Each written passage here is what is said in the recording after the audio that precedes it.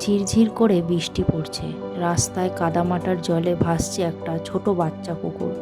ভয়ে কাঁপছে, নিঃশ্বাস নিতে কষ্ট হচ্ছে, তবু বাঁচার চেষ্টা ছাড়েনি। ঠিক তখন একজন লোক রাস্তা দিয়ে যাচ্ছিল।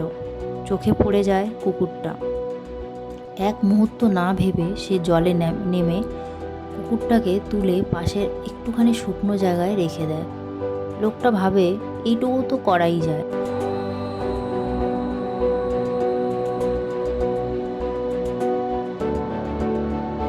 সে আবার হাঁটা শুরু করে।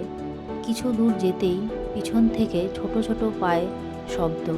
ঘুরে তাকিয়ে দেখে ওই বাচ্চা কুকুরটা, ভিজে শরীর, কাঁপা কাঁপা পা, তবু লোকটার পিছু পিছু আসছে।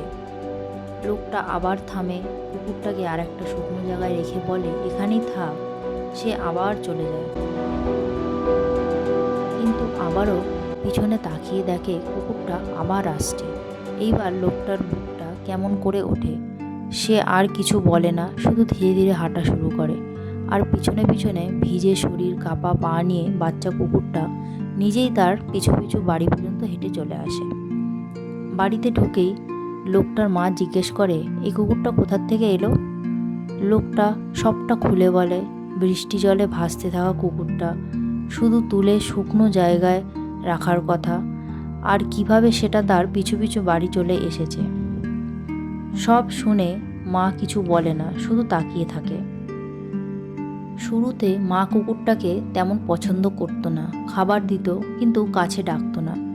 কুকুরটা দূরে বসে থাকতো চুপচাপ, চোখে শুধু কৃতজ্ঞতা। দিন যায়, বাচ্চা কুকুরটা একটু একটু বড় হয়ে ওঠে।